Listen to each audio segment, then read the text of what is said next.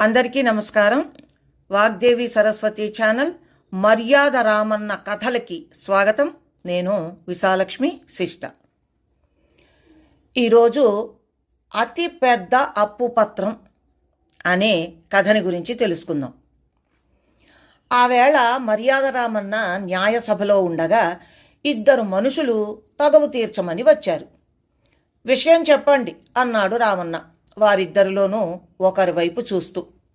అతను రెండో వాడిని వేలితో చూపిస్తూ, అయ్యా, నేను ఇతనికి కొన్నాళ్ల క్రిందట 500 వరహాలు అప్పిచ్చాను అన్నాడు. అప్పుపత్రం రాయించుకున్నావా అన్నాడు రామన్న. రాయించుకున్నాను అన్నాడు అతను. ఏది చూపించమే అడిగాడు రామన్న. లేదు. ఏమైంది? పోయిందా? పోవడం కాదు, మరేమిటి? ఇతను బాకీ తీర్చేస్తాను, పత్రం తీసుకురా అన్నాడు. నేను అప్పు వసూలు అవుతోందన్న ఆనందంలో పత్రం తీసుకుని వెళ్ళాను. ఇతను దానిని చూస్తున్నట్టు నటిస్తూ లాక్కొని చింపేసి, నేను నీకేమీ బాకీ లేను పో అని నన్ను గెంటేశాడు అని చెప్పాడు. రామన్న నువ్వేం చెబుతావు అన్నట్లుగా రెండో వాడి వైపు చూశాడు. దానికతడు, రామన్న గారు, ఇతను చెప్పినదంతా అబద్ధం. నేనతని వద్ద రుణము చెయ్యలేదు, పత్రము చింపలేదు. ఇతని చెప్పేదంతా కట్టు కదా అన్నాడు. ఇద్దరిలో ఎవరు నిజం చెబుతున్నారో గ్రహించడానికి అప్పటికప్పుడు ఏ ఆధారాలు కనిపించక, ఇప్పటికి మీరు ఇళ్లకు వెళ్ళండి, వచ్చే వారం రండి, అప్పుడు తీర్పు చెబుతాను అని వాళ్ళిద్దరినీ పంపించి వేశాడు మర్యాద రామన్న. తరువాత గూఢచారులని ఆ గ్రామానికి పంపి ఆ ఇద్దరి గురించి వీలైనన్ని వివరాలు సేకరించుకుని రమ్మన్నాడు. వాళ్ళు ఆ ఇద్దరి గురించి ఆ ఊరిలో ఆరాలు తీసుకొచ్చారు. రుణదాత మంచివాడే అని తెలిసింది. అతను పొదుపరి కూడా. అవసరమన్న వారికి తన దగ్గర ఉండాలే కాని అప్పిస్తాడట. ఇక రుణం తీసుకున్నవాడు మోసగాడట. ఎదుటివారి సొమ్ముకి ఆశపడే తత్వమట. వీలైతే మోసం చేసే రకమట. సులభంగా డబ్బు వస్తుంది అంటే ఎంతటి నీచానికైనా దిగజారుతాడట అని చెప్పారు. దోషి ఎవరో తేలినట్లే. కాకపోతే నేరం నిరూపించగలగాలి అని అనుకున్నాడు రామన్న. తీవ్రంగా ఆలోచించాడు.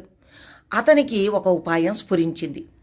రుణదాతకి రహస్యంగా కబురు పంపి తన వద్దకి రప్పించాడు. నువ్వు రుణమిచ్చావు అన్నావు, అతను రుణం తీసుకున్నాడు అన్నావు, రుణపత్రం రాశాడు అన్నావు. మరి ఆ రుణపత్రం ఎంత పొడవు ఉంటుంది అడిగాడు రామన్న. అతను తెల్లబోయి, ఇదేం ప్రశ్న బాబు, రుణపత్రం ఎంత పొడవు ఉంటుంది? 6 అంగుళాలు ఉంటుంది, అంతే కదా అన్నాడు. నేను ఇదే ప్రశ్న నిన్ను అతని ముందు అడుగుతాను విచారణ సమయంలో. నువ్వు రుణపత్రం పొడవు 6 అంగుళాలు అని చెప్పకు. మరెంతని చెప్పమంటారు? ఆశ్చర్యంగా చూశాడతను రామన్న వైపు. 6 అడుగులు అని చెప్పు అన్నాడు రామన్న. 6 అడుగుల 6 అడుగుల రుణపత్రం ఉండదే ఎక్కడా కూడా ఆశ్చర్యపోయాడతను. ఉండదు కనుకనే చెప్పమనడం. నీకు న్యాయం జరగాలంటే అలాగే చెప్పు.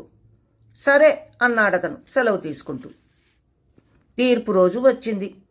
ముందుగా విచారణ ప్రారంభించాడు మర్యాద రామన్న. నువ్వు అతని చేత రాయించుకున్న రుణపత్రం ఎంత పొడవు ఉంటుంది అడిగాడు రామన్న. 6 అడుగులు బాబు అన్నాడతను. రెండోవాడు ఆ జవాబుకి నవ్వు ఆపుకోలేకపోయాడు. 6 అడుగుల రుణపత్రమా? అయితే నాకు అసలే సంబంధం లేదు.